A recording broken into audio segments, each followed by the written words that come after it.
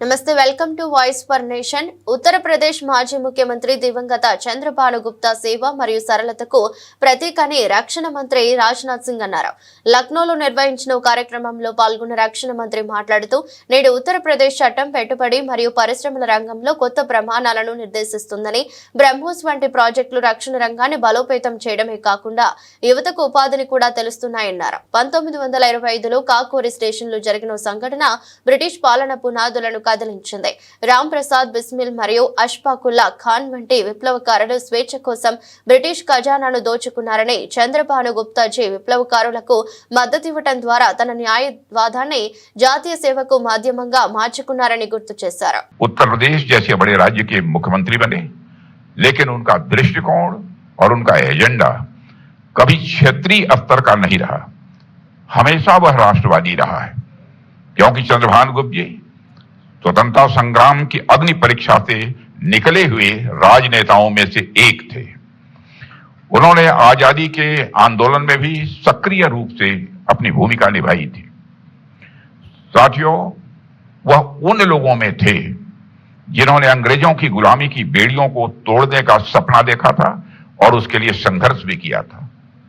17 वर्ष की उम्र में चंद्रभान जी स्वतंत्रता आंदोलन में भाग लेने के लिए उतर आए थे। उन्होंने रोलेट एक्ट के खिलाफ प्रदर्शन में भी हिस्सा लिया था। चंद्रभान जी साइमन कमीशन के विरोध में भी खड़े हुए थे। वह स्वतंत्रता आंदोलन में अनेकों बार जेल भी गए थे।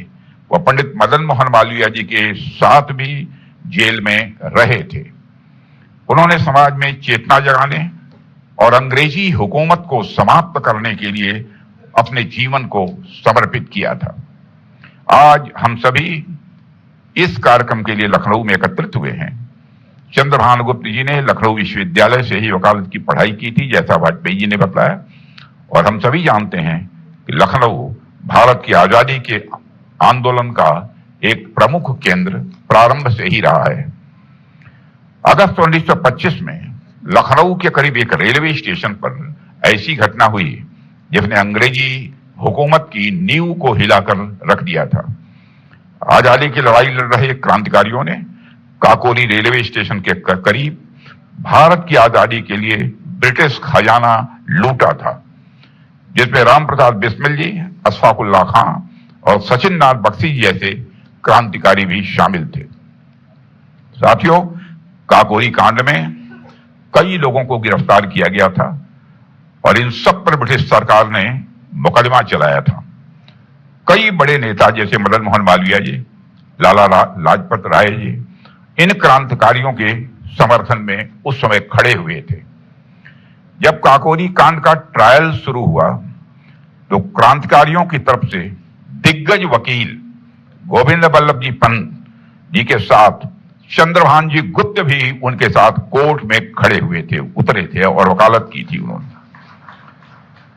चंद्रभान गुप्ता जी ने अपनी वकालत की पढ़ाई का देश के क्रांतिकारियों के पक्ष में सदुपयोग करके यह साबित कर दिया कि वह एक सच्चे राष्ट्रभक्त थे। यह संयोग ही है कि इस साल काकोरी कांड की 100वीं वर्षगांठ भी मनाई गई है। साथियों, काकोरी लखनऊ से कुछ ही दूर पर स्थित है और लखनऊ का इस ऐतिहासिक घटना से बहुत ही नजदीकी रिश्ता भी है। इसलिए मेरा प्रयास यह होगा काकोरी कांड के शताब्दी वर्ष को इस शहर के साथ साथ अन्य स्थानों पर भी ठीक तरीके से, भव्य तरीके से मनाया